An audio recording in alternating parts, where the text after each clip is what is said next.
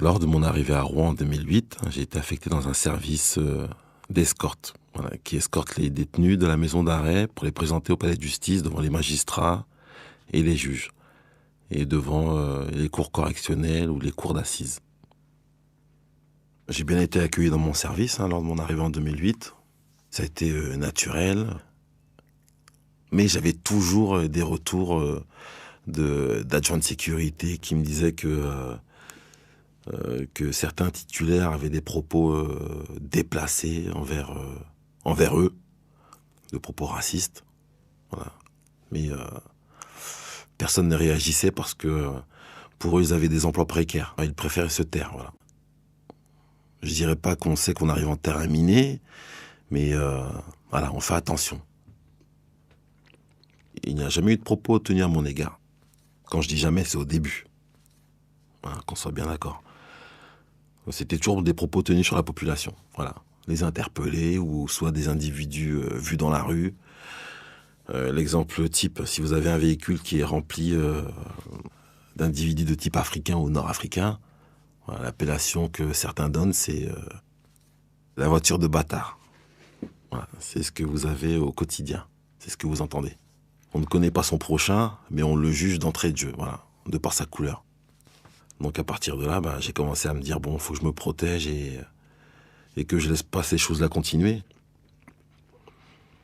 Je savais que j'avais eu une éducation qui était particulière. Étant enfant d'immigrés africains, je me devais de rester moi-même. Voilà. Et de ne pas changer parce que je portais un uniforme. Mais en fait, comme je réagissais toujours aux propos tenus, je pense qu'on s'est dit, bon, devant lui, on va commencer à se taire. Voilà. On va arrêter d'avoir des propos aussi déplacés envers les gens. Et par contre, ça se faisait plus devant moi, mais ça continuait à se faire devant des agents de sécurité. Voilà, qui venaient me répéter des propos tenus, mais qui étaient graves. Si je peux citer un exemple tout simple, lors d'une patrouille, un adjoint me dit tout à l'heure, je patrouillais, j'étais avec un titulaire, et je m'arrêtais à un passage piéton, parce qu'il y a une femme qui passe avec sa poussette, et le fonctionnaire lui dit, mais pourquoi tu t'arrêtes? Il fallait l'écraser. Et l'adjoint de sécurité lui répond, mais pourquoi? Et ce dernier lui répond, de toute façon, c'est une négresse, t'aurais pu l'écraser. Ce sont des propos qui sont tenus, vous n'avez pas de preuves, vous avez que des fonctionnaires qui l'entendent, qui viennent vous le répéter, mais tout le monde se tait en fait. Il n'y a pas d'écrit, il n'y a pas de preuves. Donc je peux pas du tout dénoncer ces faits parce que je risquerais de me retrouver seul face à ça. J'étais de vacation avec un jeune fonctionnaire. Devant moi, il reçoit un message de sa compagne avec des photos de ses enfants. Il me les montre parce qu'il en est fier. Et juste derrière, il me montre qu'il a 240 messages non lus sur un groupe de discussion sur l'application WhatsApp. Voilà. Et il me dit, tiens, c'est un groupe de discussion dont font partie certains collègues de notre service. Ouais, donc voilà, je suis dans ma voiture, je vais vous faire le truc avant de rentrer, comme ça vous laissera le temps d'écouter, de répondre, avant que je rentre, dîner. Donc je rappelle, vous mettez les écouteurs, parce que je rappelle quand même que cette page n'est ouverte qu'aux hommes, et tous les hommes de l'unité n'y ont pas forcément accès. De ce groupe-là, il en faisait partie, mais parce qu'on l'avait rajouté, mais il avait mis ce groupe de discussion en sourdine, en fait. Donc, il l'ouvre tout bonnement devant moi. Et à l'ouverture, il me dit « Oh mince !» Et je constate, comme lui, qu'il y a mon prénom en bas des messages. Bon, et sinon, raconte-nous cette préf avec Alex. Ah ben là, je suis tout seul à la grille parce que il est parti prendre un café, une cigarette. Et tout à l'heure, on faisait l'ouverture. Il a ouvert et tout. Et il mettait de la musique au calme, genre comme si de rien n'était, pendant que les gens y passaient pour fouiller. Voilà, un travail de nègre. J'étais en patrouille hier avec lui. Et donc, je m'aperçois qu'en fait, il est sur Adopte un mec. Voilà. Donc, le site, c'est Adopte un mec. À mon avis, je pense qu'il y est depuis pas longtemps, parce que je l'ai jamais vu sur ce site-là. Sur sa photo, on le reconnaît pas trop, hein. Sachant que Il doit charmer à mort de la putain nègre blanche. Et en plus, il fait vachement plus clair de peau que ce qu'il est en vrai. Sinon, j'aime bien le relation sérieuse souhaitée, donc il faudra prendre son temps pour franchir chaque étape à un rythme serein. En gros, ça veut dire, ouais, bah, vas-y, je profite un peu de toi, de toute façon, je vais pas m'engager pour l'instant. Je vais prendre le temps de bien te baiser pour te larguer pour une autre après. De toute façon, ça se voit à sa gueule. Hein. Je veux dire, n'importe quelle gonzesse qui a minuit du jeu sait qu'elle a affaire au nègre typiquement séducteur, qui la fera cocu à tous les niveaux. Enfin voilà, ça se voit quoi. Déjà, quand tu entends une gonzesse comme te dire, bah ils sont gentils les princes du désert. Donc, c'est bon quoi. Irrécupérable dès le départ. À 19 ans, elle est irrécupérable la gonzesse. Bon, ben moi je vous le dis, c'est officiel. Vu ce que je viens d'entendre, c'est une putain nègre. C'est même sûr. Le problème, c'est que de la part d'une fille de prof, à la limite, je comprends. Pour moi, c'était logique.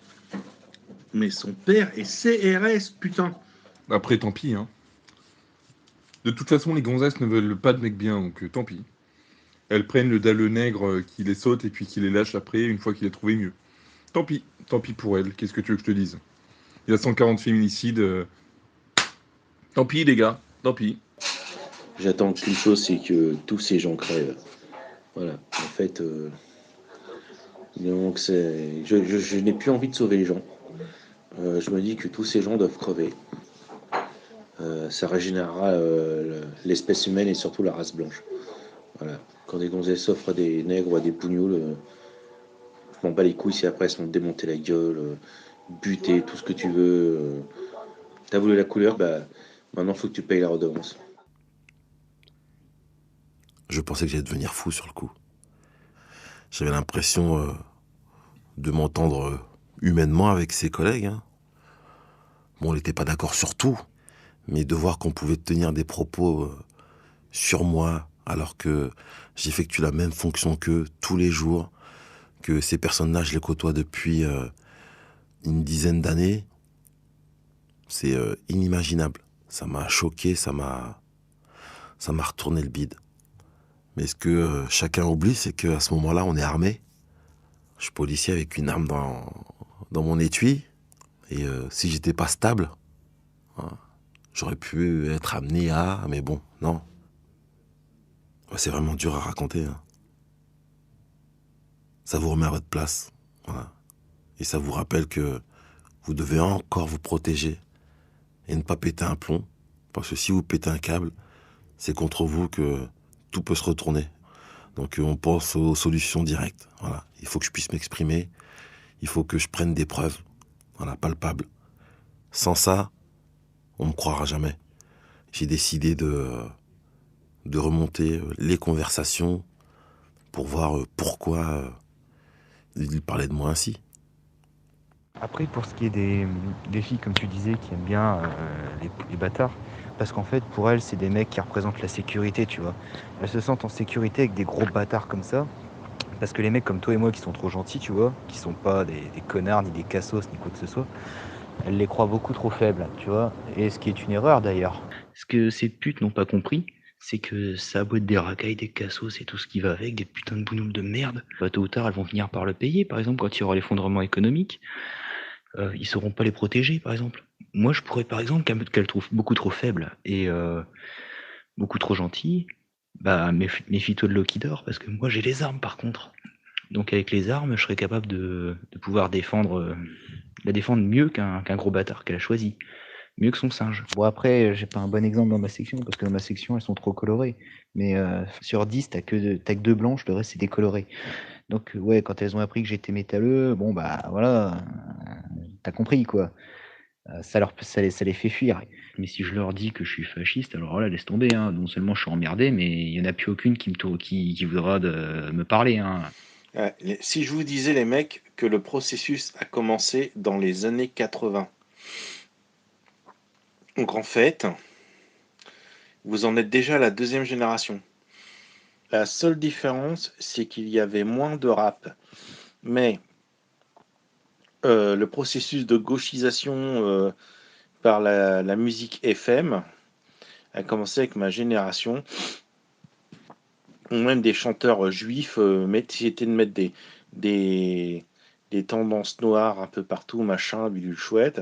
Essayez d'aller écouter, de retrouver les chansons de Balavoine, de Loju, Goldman, etc. Vous allez voir, même si c'est pas du rap, la propagande pro-nègre et bougnoul a commencé déjà dès les années 80. Et personne n'a rien vu. Ça vous rappelle ce que vous savez déjà, que certains de vos collègues vous appellent le nègre, ne vous respectent pas, vous serrent la main, mais derrière, vous font la guerre en fait. J'ai saisi mon téléphone, j'ai fait des captures d'écran, j'ai fait des vidéos d'audio, j'ai écumé pendant pratiquement 6 heures tout ce que je pouvais. Ah, ça n'a pas été facile, hein. Je pense que ça a été l'une de mes pires journées dans la police. Les mecs, ça fait 45 minutes que j'entends des Macron, Macron, ta ta ta ta ta ta, boum boum boum. Et je regarde par la fenêtre, je me suis dit qu'en fait, ils étaient juste en bas, tu vois, de chez moi. Non, ils sont toujours sur le pont Jeanne d'Arc. C'est quand même un sacré cortège de fils de pute, quoi. Pour des retraites et des gilets jaunes, ils savent très bien faire des manifestations, mais pour les attentats et tout le reste, elles tous fait enculer, quoi. C'est beau, la France. Et ils se font taper dessus par les collègues au passage, comme des idiots. Ils viennent se plaindre parce qu'ils se prennent des coups. Mais alors, moi, ce qui m'étonne le plus, ce sont des pompiers qui essayent d'éteindre un feu. Et les fils de pute de la gauche de merde les en empêchent. Non, balle dans la tête en fait. Parce que t'es une merde. T'es une merde de gauche, tu mérites de mourir. Voilà. Poutine en fait, il s'occuperait de ta gueule vite fait, bien fait, tu vois. Voilà. Donc, vivement la guerre civile, vivement l'effondrement. Et moi, je pense qu'il n'y a pas que la diversité qui va prendre cher. Je pense que la gauche aussi, il va vraiment falloir éliminer ces fils de pute. Mais bon, de toute façon, t'inquiète pas que la purge chez les Blancs, elle sort toute seule. Hein. Une fois que l'effondrement commencera, eux, ils font partie des faibles. Donc, ils vont forcément disparaître. À la limite, il n'y a que les pétasses comme qui peuvent encore survivre parce que suivant quelle bite elles vont sucer, elles survivront, quoi, tu vois.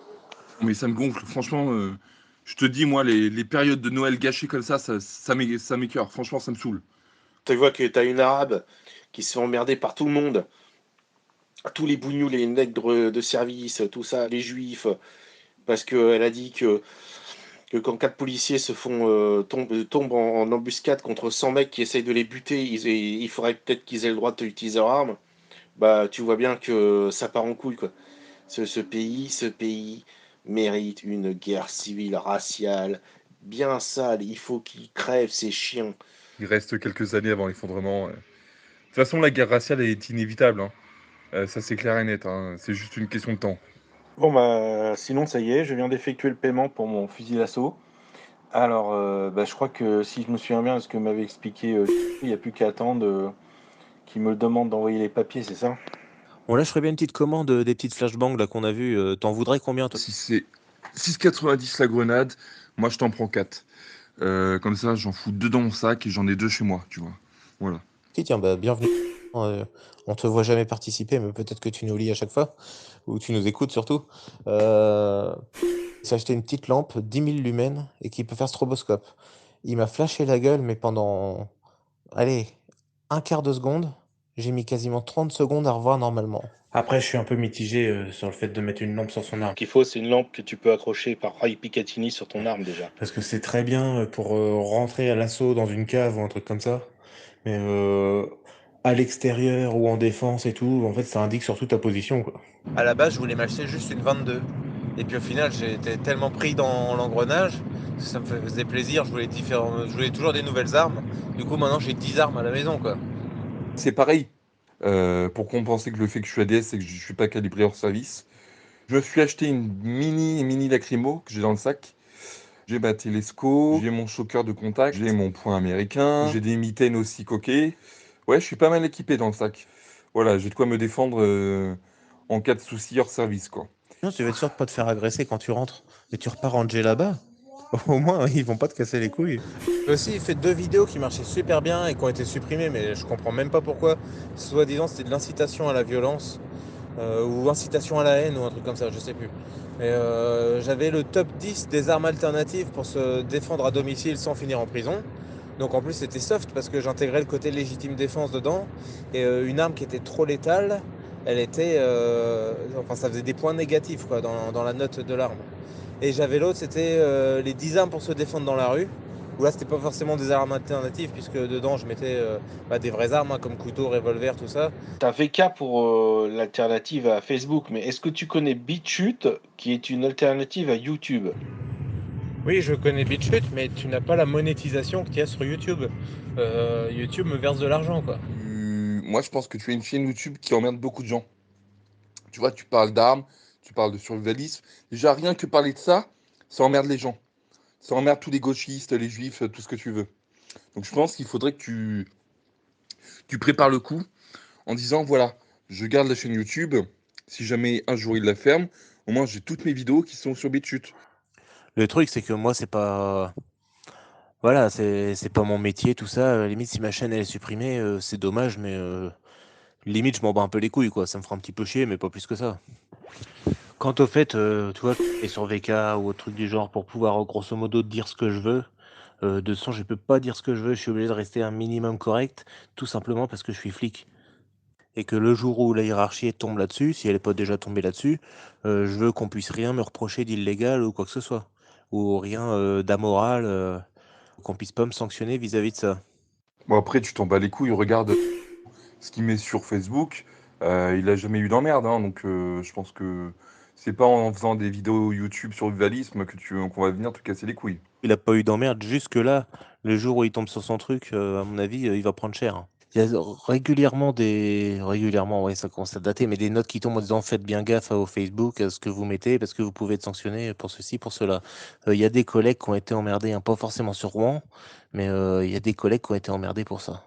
Non, mais déjà sur la page, avec tout ce que vous dites, il y a la LICRA, il y a SOS Racisme, il y a la CIA, Ouais, il y a Touche pas à mon pote, c'est pas faux. il y a tout ce monde-là qui nous écoute. Mais bon, c'est normal, c'est des juifs. Alors, Pour vivre heureux, vivons cachère. on est fiché F, F comme fachosphère. Ouais, ça nous dépasse totalement. Je pense que c'est un sujet récurrent, même latent, que tout le monde connaît. C'est l'omerta, en fait. La première option que je prends, c'est de contacter une avocate en qui j'aurais totalement confiance. Et pour conserver les preuves, je lui envoie tout ce que j'ai. Tout ce que je viens de saisir pour que la preuve matérielle soit gardée à l'abri.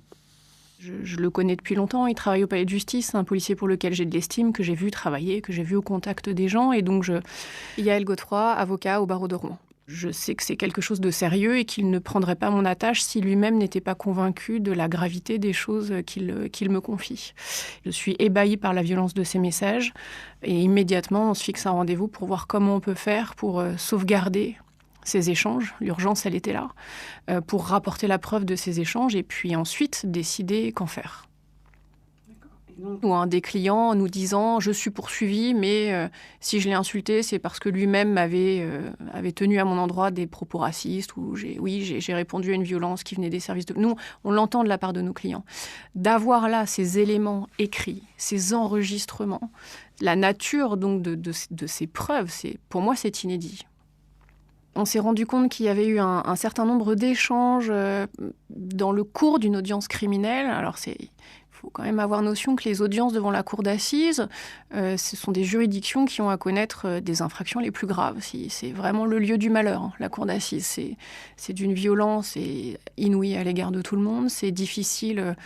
Toujours, quand il y a des parties civiles pour les parties civiles, quand on est du côté de la défense, qu'on soit coupable ou pas, hein, qu'on plaide en acquittement ou qu'on plaide sur la peine, c'est évidemment beaucoup de douleur. Donc c'est vraiment un lieu dans lequel, c'est le dernier endroit où on peut imaginer qu'un policier qui est censé vérifier que tout se passe bien, dans la sérénité, dans l'apaisement, puisse être en train déjà de pianoter sur son téléphone, mais à la limite, quel avocat dira qu'il ne l'a jamais fait dans une audience, mais en tout cas, qu'il se permette dans ce temps de souffrance d'écrire qu'un témoin est un nègre, parce que c'est ça les termes, qu'une victime est un nègre, que l'accusé est un nègre, et que la société irait mieux sans les nègres, voilà, pendant une audience, par des policiers.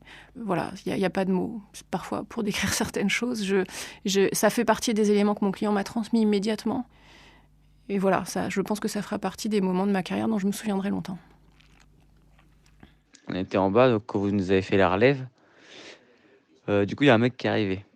Il est arrivé pour... il va être aux assises la semaine prochaine. Et là, il est arrivé pour agression sexuelle parce qu'il avait embrassé sa fille.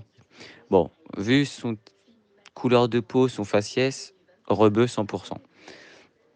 Donc quand j'apprends ça, moi, genre, je dis putain, moi, ça mériterait des claques, tu vois, genre, prendrait des tartes dans sa gueule, tu vois. J'aimerais bien, tu vois, qu'il se débatte, tu vois, qu'il tape, qu'il met juste un coup, et derrière, tu vois, je l'enchaîne aussi, tu vois. Et pour ce qui est du tour d'étrangers, hein, j'avais pris en photo cette date-là parce qu'on avait 20 mecs. C'est rare qu'on ait 20 mecs au geôle. Là, c'était assez extraordinaire, quoi. Et quand on regarde, bon là, je ne recompte pas, mais si mes souvenirs sont bons, il n'y a que 3 noms français. Et c'est même pas sûr que dans les 3 noms français, les mecs soient vraiment gaulois. Et en fait, c'est des putains de manouches et gitans et autres finis à la pisse nés dans une caravane, quoi. Donc voilà, quoi. Dans les 3 noms un peu français, t'as Samuel. Samuel, peut-être qu'en plus, c'est un juif. Et après, c'est nous qui sommes racistes. Et écoute, un jour, Abdelkader viendra t'égorger comme un gros fils de pute. Mouloud viendra violer ta fille. Nabil viendra te sauter la gueule avec des explosifs. Mais c'est nous qui sommes racistes. Tout va bien dans ce monde. Malheureusement, je sais que on part sur une guerre civile et ça, c'est inévitable. Le problème, c'est qu'en fait, se voiler la face, c'est comme mettre un pansement sur une plaie qui s'infecte, quoi. Plus t'attends, pire c'est. Là où nous, les nationalistes racialistes, on doit être assez malins, c'est en gros laisser le combat intersectionnel les obliger à s'exterminer entre eux, toi. Ils vont déjà se séparer entre pro-arabes et pro-juifs. Se bouffer la gueule, par exemple, Mélenchon est très pro-arabe. Il y a les féministes, tu sais pas sur quelle fesse elles dansent, les grosses putes. Les PD, LGBT, tout ça, machin bidule, bah voilà, c'est pareil, hein, les musulmans sont chargés, enfin bref.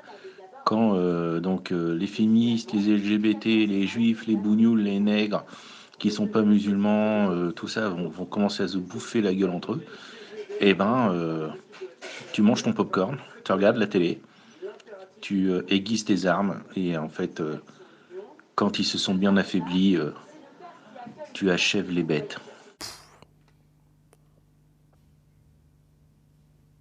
Inconsciemment, j'étais préparé depuis des années. Sauf que dans ce milieu, déposer plainte contre un de ses collègues, c'est toujours quelque chose de vicieux, de mal vu. J'aurais pu être considéré comme un paria, mais et je me suis dit, pour toutes les personnes qui subissent la même chose que moi au quotidien et qui ne disent jamais rien, il faut que les preuves soient apportées au grand jour et que tout le monde s'en rende compte. C'est une situation qui pourrait devenir chaotique, donc on essaie de la maîtriser. On passe par la voie juridique et on dépose plainte. J'ai été reçu par un commissaire. Ils ont été à mon écoute de suite. Voilà. Je peux dire que on m'a entendu, on m'a écouté, je dirais pas pris en charge, mais j'ai senti ce soutien direct. Ça a été fait rapidement dans les jours qui ont suivi. Et ensuite, on m'a changé de service. Je ne sais pas si le commissaire qui gère ma nouvelle unité était au courant de la raison pour laquelle j'ai été affecté dans son service, mais je tiens à souligner qu'il m'a accueilli dans son bureau pour me souhaiter la bienvenue dans son service. Je me suis senti soutenu par ce commissaire. Ça fait un bien énorme, en fait. Il faut savoir que depuis le dépôt de ma plainte, moi, je n'ai aucun retour. Hein. Je ne sais pas les actes qui ont été effectués, qui a été entendu, qui ne l'a pas été. Alors, je sais par mon client que lui n'a pas été réentendu sur les faits qu'il a dénoncés. Nous avons appris par le biais de la presse que l'IGPN, donc ce qu'on appelle la police des polices, a été saisie. Je m'en réjouis bien évidemment, mais je ne serai rassurée que lorsque nous aurons la certitude de ce que l'enquête avance, de ce que des actes sont faits, de ce que des auditions ont été faites. Nous avons hâte de connaître aussi le positionnement des auteurs de certains propos qui puissent nous expliquer comment, alors qu'on est policier, dépositaire de l'autorité publique, comment est-ce qu'on peut en arriver à avoir ces propos-là. C'est important qu'on puisse aussi élargir le débat, à savoir comment est-ce qu'on peut en arriver à tenir des propos d'une telle violence, tout court, mais encore plus lorsqu'on est policier. Tu l'as appris par quel biais, ta convocation? Parce que si ça se trouve, moi je suis peut-être convoqué aussi, et j'ai pas regardé le courrier. C'est pas compliqué. En gros, ce matin, puis moi, on est allé chacun de notre tour dans le bureau du commissaire. Le commissaire nous a donné une convoque. Voilà. Et sur la convoque, il y a marqué qu'on est convoqué tel jour à telle heure, en civil, sans notre arme. Et on doit pouvoir être accompagné d'un représentant syndical, d'un avocat, tout ce que tu veux. Ah, les patrons, ils cassent vraiment les couilles, toujours à chercher vraiment la petite bête pour te niquer la gueule, quoi. En plus, maintenant, Ben aussi est convoqué. Si ça se trouve, tous ceux qui sont sur le groupe, ce groupe-là ou un autre, vont être convoqués. Bah écoute, je ne sais pas, on va voir, mais en tout cas, comme tu l'as dit, c'est privé. C'est pas un meeting politique, rien du tout. C'est privé. Point. Un certain nombre de propos, lorsqu'ils sont tenus de façon privée ou lorsqu'ils sont tenus de façon publique, ne revêtent pas la même qualification juridique et donc ne sont pas poursuivis de la même façon. Des injures, de la diffamation, de l'incitation à la haine, lorsque c'est commis de façon publique, et la loi définit ce que c'est que la publicité, ce sont des délits. Lorsque c'est, même avec un caractère racial, commis dans un cadre privé, ce qui est le cas de cette conversation WhatsApp, puisqu'elle a lieu entre un nombre que je qualifierais de réduit d'intervenants et puis qui ont entre eux des liens, puisque ce sont des policiers qui travaillent ensemble, ce sont des infractions qui sont commises dans un cadre privé et qui sont donc contraventionnelles et non pas délictuelles. Quand on est derrière son écran, et ça se voit dans plein d'autres cas que le dossier de mon client, quand on est derrière son écran, quand on est dans un entre-soi, quand on est dans un huis clos, il est sûr que la parole se libère beaucoup plus facilement que lorsqu'il y a le regard d'un tiers ou l'écoute d'un tiers. C'est une évidence. Après, ça n'excuse pas tout. C'est aussi pour ça, d'ailleurs, que lorsque c'est commis de façon non publique, les peines ne sont pas les mêmes. On en tient compte. La loi en tient compte. Ça reste interdit. Ça reste interdit. Où est-ce qu'Alex serait allé chercher que moi j'ai écrit un truc nazi sur des groupes? Faut qu'on m'explique. Parce qu'il est sur aucune de ces pages-là. Sur tous les groupes, que ce soit sur Messenger ou WhatsApp, où Alex aurait pu faire partie, c'est la page UAJ. Et il en est parti de lui-même. Faut qu'on m'explique où est le problème. Tout se sait, pas forcément dans les détails ou quoi, mais si ça se trouve, tu vois, peut-être qu'il y a quelqu'un qui arrive au palais à écouter un truc, puis que ça s'est entendu, ou j'en sais rien. Bah, mais attends, mais moi quand j'écoute démocratie participative au palais, je mets mes écouteurs. Donc j'ai le droit d'écouter ce que je veux avec mes écouteurs. Enfin, où est le problème? Vous mettez pas la pression pour rien, les gars, inutilement, attendez de savoir, et puis vous verrez bien.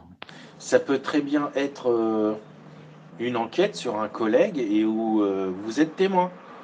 On n'en sait rien. Mais moi, quand je vois que cette semaine, Alex, au début de semaine, a été convoqué et tout, machin mille chouette, et que derrière, il ne vient plus travailler, bah voilà quoi.